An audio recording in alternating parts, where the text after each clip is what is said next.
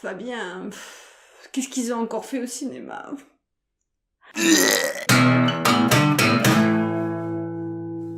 Salut à tous et bienvenue chez les Assoiffés de Ciné. Aujourd'hui, nous allons parler du film Qu'est-ce qu'on a encore fait au bon Dieu, réalisé par Philippe de Cheveron, à qui l'on doit déjà le premier film Qu'est-ce qu'on a fait au bon Dieu, énorme succès au box-office français, et succès critique. Mais aussi d'autres films qui, de manière générale, ont été plus sévèrement critiqués, comme par exemple L'élève du Cobu, Débarquement immédiat ou À bras ouverts. Nous allons donc assister au retour des familles Verneuil et Coffy au grand complet. Pour le meilleur et pour le pire. Alors mon avis, bon, avant tout, il faut que je vous dise que cette miniature est un petit peu putaclic parce que le film est pas si mal en fait. Donc oui, on fait du putaclic et on assume. J'ai plutôt bien aimé Qu'est-ce qu'on a encore fait au bon Dieu. Le premier avait réussi à me faire sourire et le deuxième a réussi à me faire rire. Est-ce qu'il est mieux que le premier? Je sais pas, mais en tout cas il a les mêmes qualités et peut-être aussi les mêmes défauts. Pour ma part, je trouve qu'il est proche de la qualité d'un téléfilm moyen, et cette suite n'était vraiment pas indispensable. Il est pas mauvais, c'est un moment sympa, mais c'est proche du théâtre de vaudeville. Le jeu d'acteur se rapproche d'ailleurs de ce style de théâtre. J'ai trouvé que la salle riait un petit peu comme dans une pièce de théâtre, c'est-à-dire que c'est très bon enfant. Il riait quand une personne chutait, quand le chien mangeait un jambon. On se retrouvait un peu dans une salle remplie de gosses et on devenait nous-mêmes des gosses emportés par ce mouvement de foule qui se fendait la poire pour des gens qui tombent par terre et ça fait... C'est assez particulier, ouais. Les gens ont trouvé un humour très enfantin. Faut dire que c'était une avant-première et que la salle était pleine à craquer. Les gens qui étaient là avaient clairement envie de rire, quoi qu'il arrive. Le moindre P entraînait un mouvement de foule. Tu dis du coup que cette suite est pas forcément nécessaire, mais à ce moment-là, bon c'est un autre débat, mais est-ce que les comédies en général sont nécessaires dans le cinéma? Sommes-nous nécessaires à cette vie? Qui sommes-nous? Pourquoi? Passe ton bac de philosophie avec les assoiffés de ciné, allez! Pourquoi je vis? Pourquoi je pleure? Pourquoi je vis? La note qui est partie dans une galaxie lointaine, elle a croisé Matthew McConaughey, quoi. Pourquoi Matthew McConaughey? L'Interstellar. Ah! Alright.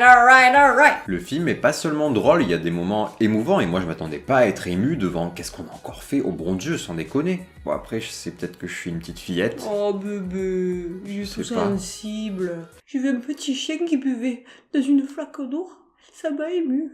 Petit chien, petit chaud. En tout cas, on sent que les gens ont kiffé dans la salle de cinéma. Oui, non, mais attends, j'ai l'impression que les gens ont pris de la drogue, surtout, parce que, attends, le mec il se pique avec une aiguille, les gens font... Je me suis retournée, j'étais en mode, monsieur, ça va, quand même, ça fait pas, quoi. Bon, faut dire aussi que c'était le 1er janvier, ils avaient peut-être un peu la gueule de bois. Ouais, ils étaient tous beurrés, oui, genre, c'est pas possible, genre, le mec il tombe, il est tombé. Je m'esclaffe. Oh, dans la boue. Est-ce que c'est bon, sérieux? Ding, ding, ding. J'ai le sentiment que c'est un film qui fait du bien aux gens en cette période où le mal-être des Français se fait ressentir, #Gilets jaunes. Ce qui est habilement paradoxal avec Qu'est-ce qu'on a encore fait au bon Dieu, c'est que c'est un film qui se moque des différences pour mieux rassembler les gens. C'est beau. Ouais, là, dans la salle, on ressent vraiment que c'est une thématique qui nous touche tous. Touche tous. Il y a une sorte de tension dans la vie quotidienne sur cette thématique de la tolérance. De pouvoir s'exprimer sur les origines d'une autre personne sans l'offenser ou la vexer. Les gens ont envie de se réunir et de bien vivre ensemble dans une époque sous grande tension. Une période au cours de laquelle ça fait du bien de rire de sujets graves. Oui, voilà, parce que dans le film, il va y avoir plusieurs blagues, par exemple, autour du terrorisme, tout ça, et on sent que les gens ont besoin de se débarrasser de beaucoup de choses qu'ils accumulent au quotidien, que ce soit par rapport aux journaux, aux médias, et ils ont besoin un petit peu de se détendre, quoi. On a tous besoin de se détendre, et ce film est bien pour ça.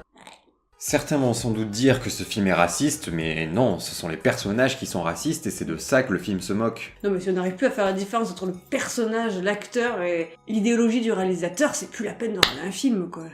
L'humour est encore un peu trop basé sur les personnages masculins, les gendres sont les personnages rigolos, tandis que les filles sont plutôt les petites princesses bourgeoises. C'est dommage, à part pour le personnage de Ségolène, qui elle est vraiment le comic relief du film, elle est tellement triste que ça en est constamment drôle. Ouais, ce personnage est génial, on arrive à rire de l'hypersensibilité, et là aussi c'est un thème qui touche les gens, parce que beaucoup de gens sont hypersensibles, donc ils se moquent un peu d'eux-mêmes à travers ce personnage, et c'est vraiment bien fait. Et je crois qu'on est tous les deux d'accord pour dire que Pascal Nzonzi, qui joue le père de Charles, est le meilleur personnage du film. Il était le meilleur dans le premier, quand il apparaît c'est hilarant. Il est exceptionnel, moi il me fait rêver avec son jambon.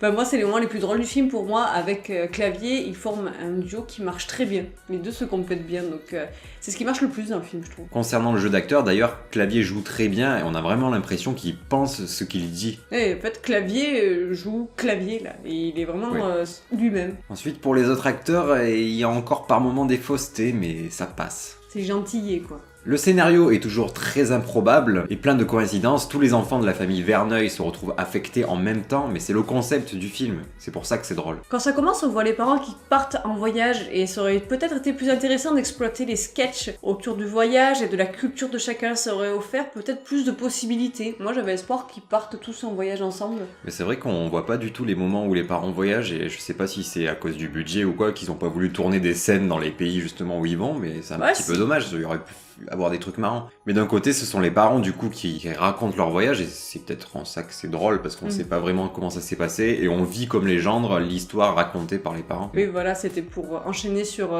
la scène du repas de famille tous ensemble et qu'ils expliquent à chacun que ça s'est très mal passé, comme on peut l'imaginer. Mais peut-être que je suis en train de spoiler le scénario d'un troisième film qui servira pas à grand chose, mais qui va sûrement se passer vu que ça va avoir encore beaucoup de succès, je pense. Dans ce film, l'humour reste basique. Il ne va pas très loin et peut-être qu'il n'ose pas aller très loin à cause du politiquement correct. On peut pas trop faire des vannes trop foireuses et dans l'humour noir. On sent qu'ils ont voulu faire une comédie quand même familiale. Oui, voilà, tout public et qui va pas non plus offenser à fond, quoi, parce que parfois il y a des blagues d'humour noir qui vont beaucoup plus loin. Il faut pas être trop sensible, quoi, il faut avoir une certaine ouverture d'esprit pour... C'est pas Jérémy Ferrari qui a écrit le scénario, quoi.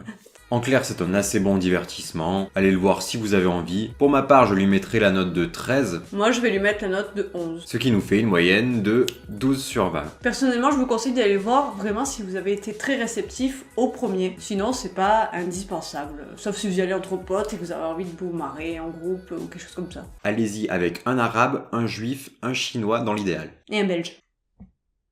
Pas de belge? Ça passe toujours avec un belge. C'est toujours mieux avec un belge. Dédicace à Az l'épouvantail. Une fouille. Sur ce, on vous fait des poutous-poutous et on retourne prier pour un humour meilleur. Priez pour nous, surtout, pauvres pêcheurs. Tu pêches, toi? Pas souvent. Tu devrais. C'est trop long cette blague, non? Oui. Ting, ting, ting, ting, ting, ting.